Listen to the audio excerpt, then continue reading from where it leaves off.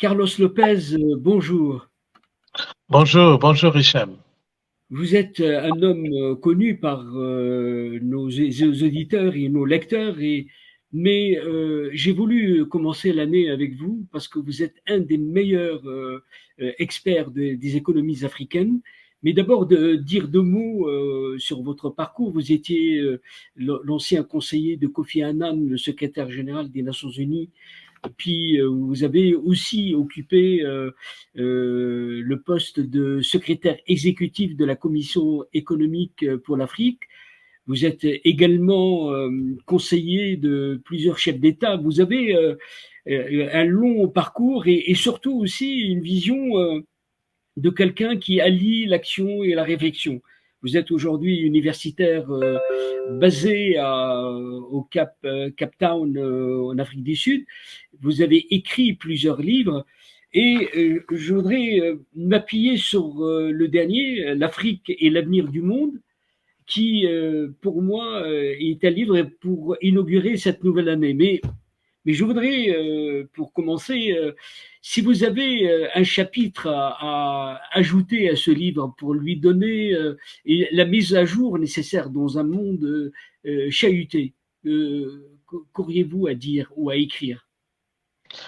Que nous avons effectivement une confirmation que l'aspect démographique va dominer beaucoup de développement dans le monde.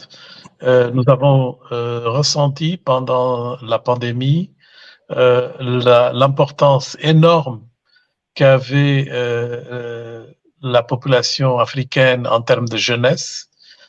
C'est la raison pour laquelle le continent a souffert moins que les autres du point de vue sanitaire. Et nous avons vu aussi pendant la période qui a été marquée par la crise énergétique qui commence un peu avec la guerre en Ukraine, que nous avons effectivement dans un monde en transition besoin d'un certain type de main-d'œuvre, besoin d'un certain type de migration qui est vraiment difficile à accepter pour certains pays pour des raisons culturelles et maintenant aussi politiques. Et nous avons aussi, en termes d'Afrique, la situation terrible qui résulte justement de cette transition qui engouffre les économies africaines dans une Qui veut dire difficulté quoi, majeure. qui veut dire quoi cette situation terrible? C'est-à-dire que concrètement. Parce qu'il n'y a pas d'accès à la liquidité, donc les économies ne peuvent pas se développer sans avoir accès à de liquidité. Nous avons des limites qui sont connues du point de vue fiscal parce que justement l'Afrique continue à être un peu dépendante de matières premières en termes de ses exportations et d'accès à des devises. Et donc l'ensemble de ces crises que j'étais en train de décrire provoquent en Afrique des conséquences terribles sociales qui résultent dans des contestations de toutes sortes et un élan pour l'immigration. Et donc, nous avons ces phénomènes qui sont un peu complémentaires du point de vue sociologique, mais qui présentent des difficultés majeures du point de vue politique. C'est pourquoi nous sommes en train d'entrer dans une phase d'énormes turbulences politiques. Oui, mais l'Afrique semble manier et en tout cas traiter les mêmes problèmes depuis quelque temps. Est-ce qu'aujourd'hui, il y a un espoir d'un décollage ou dans cette situation complexe aujourd'hui, plus que jamais, où l'argent est rare? Ouais, nous sommes en train d'assister à une situation un peu paradoxale. Donc, nous avons tous ces crises de difficultés résultant notamment de la situation inflationniste mondiale, etc. Mais le Fonds monétaire international prévoit pour l'année 2024 que parmi les économies avec la plus grande croissance de la planète, nous avons plus que la moitié qui viendront de l'Afrique. Donc nous sommes en train de vérifier une espèce de décollage entre, disons, un certain type de développement que nous souhaitons pour le continent, c'est-à-dire une transformation économique, notamment industrielle et autres, et la croissance juste résultant de la grande explosion démographique. Et donc, nous n'avons pas avec cela nécessairement un développement de qualité, ou même si on peut parler de développement, nous avons une croissance. Et cette croissance, bien sûr, si vous avez une population qui est en train de croître à des taux comme celle de certains pays africains, par exemple le Niger, vous allez avoir une croissance, mais le pays est vraiment complètement paupérisé. Et donc, il y a un décollage entre les deux. Et donc, il ne faut pas se leurrer et penser que cette croissance est en train de provoquer la transformation nécessaire dans le continent. Quand je dis que l'Afrique est l'avenir du monde, par exemple du point de vue démographique, c'est parce que le monde ne pourra pas se développer sans cette essentielle contribution africaine du point de vue de sa jeunesse. Mais bien sûr, la façon de le faire peut être très problématique. Oui, mais tous les indicateurs ne sont pas bons pour l'Afrique. C'est-à-dire que l'Afrique reste une terre des matières premières, rien ou presque n'est transformé. Et les enjeux, on est en 2024, c'est comment aujourd'hui, peut-être il faut nous donner comment hiérarchiser les urgences et par quoi commencer la réalité en réalité. À mon avis, l'urgence numéro un, c'est vraiment comment l'Afrique se positionne dans la transition énergétique. Et à partir de là, donc, nous avons des dimensions qui sont liées au climat, nous avons des dimensions qui sont liées à la transformation industrielle, et nous avons des dimensions qui sont liées aussi, disons, à cet élément fondamental qui est l'absorption technologique par les Africains. Mais tout cela, le point d'entrée principal, si on parle d'hiérarchie, Hichem, c'est vraiment la transition énergétique. Parce que l'Afrique a un potentiel énorme dans ce domaine. Le monde va devoir faire cette transition avec une grande urgence. Et donc, si nous sommes en train de sortir des combustibles fossiles, nous devons aller dans la direction des énergies renouvelables. La plus grande capacité de production d'énergie renouvelable dans tous les domaines, y inclut l'hydrogène vert, est en Afrique. Est-ce que vous pourriez être plus précis sur cette transformation énergétique? Comment vous le voyez sur cette Afrique de 54 États où il y a des Afriques justement et comment vous voyez-vous ces pays-là prendre à bras le corps cette problématique qui exige une révolution intérieure, si je puis dire? Prenons quelques-unes des économies les plus importantes du monde. Par exemple, les États-Unis. Le grand intérêt des États-Unis actuellement en Afrique, si on voit en termes de leur portefeuille d'investissement, ce sont les énergies. Si on regarde un peu ce qui se passe par rapport à la Chine, nous avons une diminution considérable des investissements dans beaucoup de domaines, mais pas dans le domaine de l'énergie. Et nous avons dans, disons, la plupart des nouvelles exploitations de minerais en Afrique, une présence chinoise qui est très liée à la transition énergétique, soit à travers des minerais qui sont essentiels pour produire des batteries ou qui sont essentiels pour toutes sortes d'autres transformations qui sont en train de s'opérer dans le domaine industriel. Prenons un pays comme l'Allemagne. Ils sont en crise parce qu'ils dépendaient du gaz russe pour leur modèle économique. Maintenant, ils se tournent où? Ils se tournent vers l'Afrique parce que c'est là où ils pensent pouvoir vraiment trouver la solution alternative. Mais le plus intéressant de tous ces développements, c'est l'intérêt des pays du Golfe en Afrique, qui augmente vraiment à une échelle absolument essentielle pour qu'ils puissent, eux, pays du Golfe, qui sont traditionnellement des producteurs de combustibles fossiles, contrôler un peu la vitesse et la séquence de la transformation. Et ils savent qu'ils, pour le faire, ils doivent être très présents en Afrique. C'est-à-dire que pour vous, aujourd'hui, dans cette Afrique où on voit il y a un problème structurel lié à l'énergie, c'est-à-dire que de quelle manière faut-il aborder ce problème puisque quand vous regardez, il y a des pays qui sont dotés de ressources naturelles et dont le solaire, l'éolien et bien d'autres. Comment aujourd'hui voyez-vous, à travers des pays, des cas concrets en termes de cette transformation? Moi, ce que je vois, c'est que nous sommes en train d'attirer l'attention du monde. Donc, il y a beaucoup de visites de chefs d'État, de personnalités mondiales pour pouvoir se placer dans, disons, le radar des leaders africains. Nous avons été admis dans le G20. Il y a une expansion du BRICS qui comprend, qui va inclure 2 pays africains additionnels, l'Égypte et l'Éthiopie, etc. Donc, nous avons beaucoup de signes. Il y a une présence diplomatique africaine qui est beaucoup plus respectée qu'auparavant. Nous avons vu ça avec les différentes crises récentes. Et nous avons dans la COP 28 des indications très claires qu'une grande partie des investissements qui ont été promis sont directionnés vers l'Afrique. Mais nous pouvons imaginer que tout cela se fera exactement avec le modèle du passé, Hichem. C'est-à-dire, nous continuerons à exporter des matières premières. Cette fois-ci, elles seront différentes. Ce seront des minerais stratégiques, de l'énergie, mais pas nécessairement pour le développement du continent. Vous étiez le haut représentant de l'Union africaine auprès de l'Union européenne sur ce qu'on appelle le partenariat qui lie les deux ensemble. D'abord, comment voyez-vous cette relation?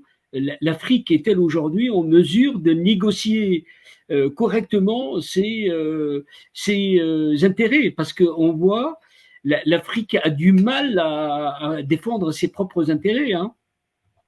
Les grands ensembles géographiques ont toujours des difficultés d'union.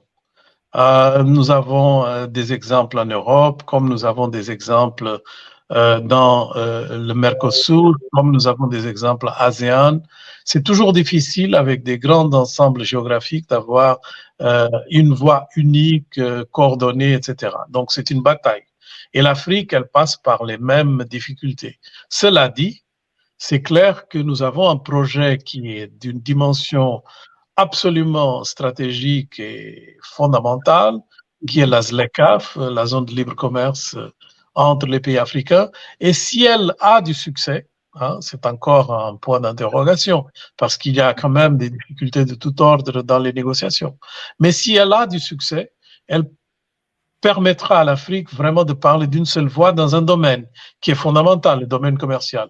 Et pourquoi c'est tellement important? C'est parce que au-delà de pouvoir mieux exporter, de créer des incentives pour que et des mécanismes pour que le commerce centrafricain se développe, il y a aussi la défense nécessaire des pays africains par rapport à des nouvelles normes qui sont en train de se mettre en place pour les transitions.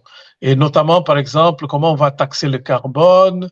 Si l'Afrique est absente de ces discussions, et elle ne pourra pas vraiment entrer dans ces discussions de façon désorganisée avec 54 entités. Si on est absent ou si on n'a pas une voix coordonnée dans ces négociations, on va perdre gros parce que ça va permettre aux autres de définir les règles et les contours en termes de standards, en termes de taxonomie, certification, toutes sortes de décisions qui sont fondamentales pour définir le commerce de l'avenir. Et on pourra avoir une zone de libre commerce qui nous protège par rapport à l'extérieur, mais qui ne nous donne pas la nécessaire protection pour qu'on puisse être partie de l'économie de l'avenir, qui est une économie qui sera vraiment très différente de celle qu'on connaît actuellement. Mais on en est loin en Afrique. L'Afrique, le monde va vite quand on voit l'intelligence artificielle, les moyens gigantesques créés par la révolution numérique. Certes, l'Afrique évolue, mais à la marge. Oui, tout à fait. Et c'est pourquoi nous sommes vraiment en train de perdre un certain nombre de batailles parce qu'on ne donne pas suffisamment d'attention aux dimensions qui sont vraiment des dimensions de régulation internationale.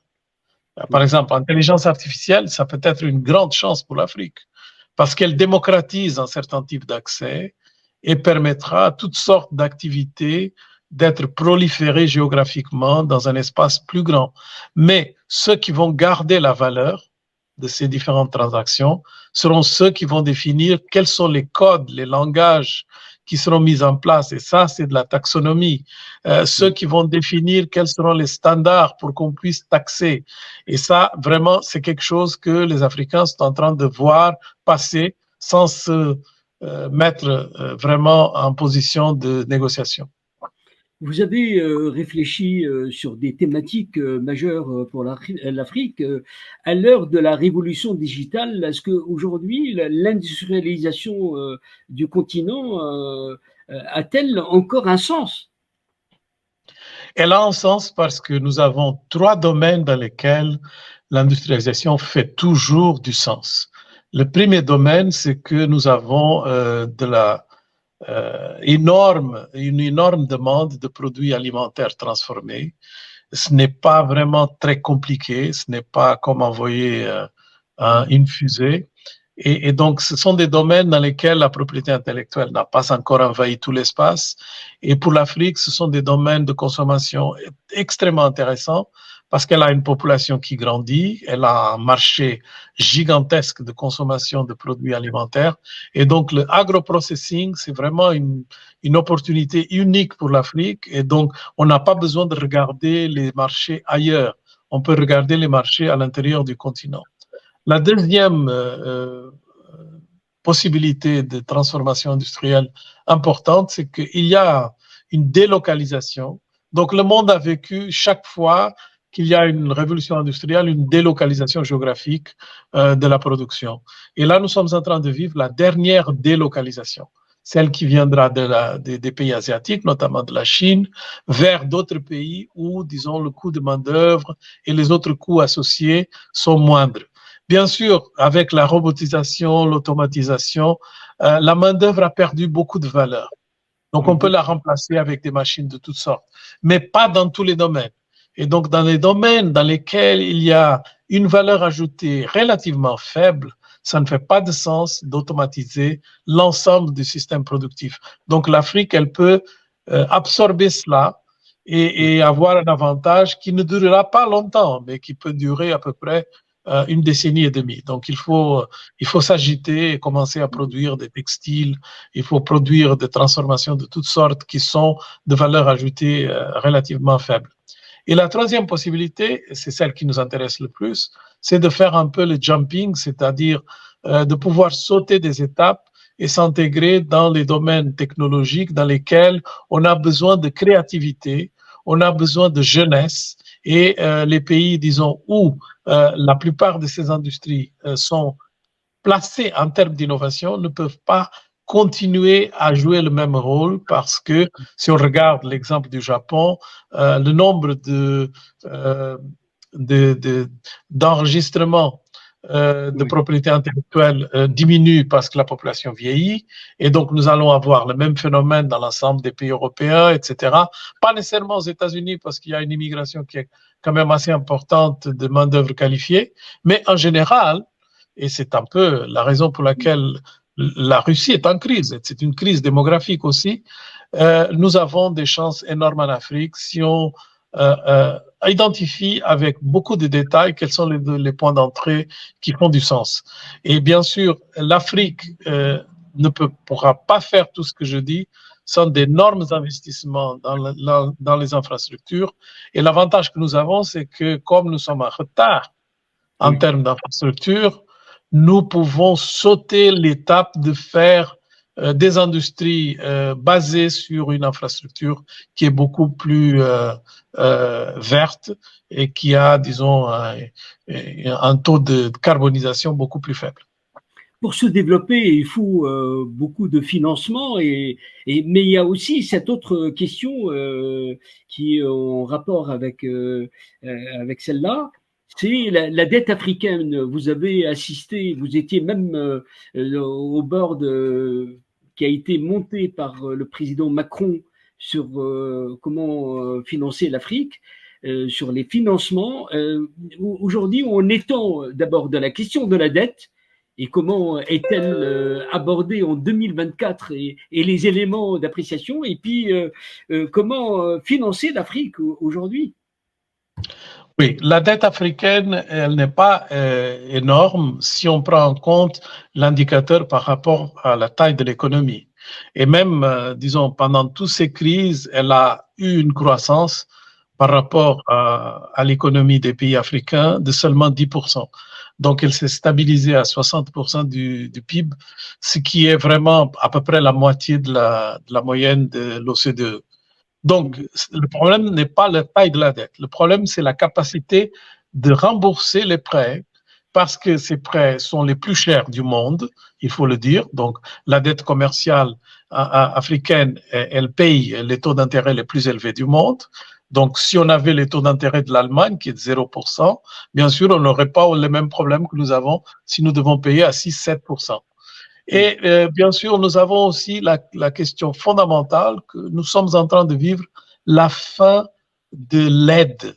On ne le dit pas, disons, avec tous ces mots, mais si on regarde un peu la contribution des prêts concessionnels, des organismes comme la Banque mondiale, le FMI, etc., et si on regarde un peu l'aide bilatérale des pays, nous voyons qu'elle n'a pas eu de croissance en termes globaux depuis à peu près 15 ans.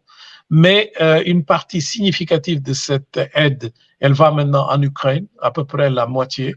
Donc, il y a une diminution considérable par rapport aux pays africains. Et nous avons aussi le phénomène que les économies ont eu une croissance relativement importante. Leur PIB a doublé de taille depuis l'année 2000, mais l'aide, elle est restée stable. Donc, en termes pourcentuels, elle a diminué considérablement.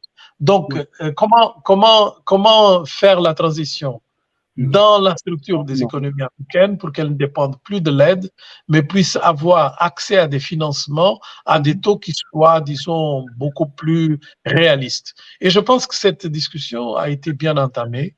L'année 2023 a eu vraiment un effet important pour la transformation de la discussion, que ce soit au niveau des institutions financières internationales, que ce soit au niveau du financement climatique en particulier. Nous avons maintenant une ouverture pour considérer l'ensemble de ces problèmes avec des yeux qui soient un peu différents de ceux qu'on avait auparavant. Afrique, monde, Afrique, l'Afrique est dans la mondialisation. J'ai envie d'avoir votre avis sur ce qu'on appelle d'une façon curieuse le Sud global. Est-ce que ça a un sens et quelle est la place de l'Afrique dans ce Sud global? Il n'y a pas de doute qu'il y a des manifestations géopolitiques, des développements géopolitiques importants qui montrent que des pays qui jusqu'à maintenant étaient un peu dépendants du point de vue émotionnel même, mais du point de vue économique particulièrement de l'Occident, ils manifestent, disons, un désir d'indépendance, un désir de pouvoir choisir d'autres modèles et de pouvoir avoir plus de marge. Et ça, il n'y a aucun doute. Et je reviens, disons, à là où j'ai commencé. Démographiquement, c'est clair que les pays les plus riches du monde sont aussi les pays qui vieillissent le plus rapidement. Donc, nous avons ici un phénomène de transition. Là encore, le mot n'est pas exagéré, qui est important et dont l'Afrique doit jouer un rôle. Mais cela dit, c'est très lent, Hichem. C'est pas quelque chose qui va se passer dans quelques années. Disons, c'est un phénomène que nous pouvons voir développer, mais qui n'est pas à portée de main. Donc, nous n'avons pas tous les éléments pour pouvoir prévoir un peu exactement le temps et les conséquences de toutes ces différentes dimensions des transitions que nous sommes en train de vivre.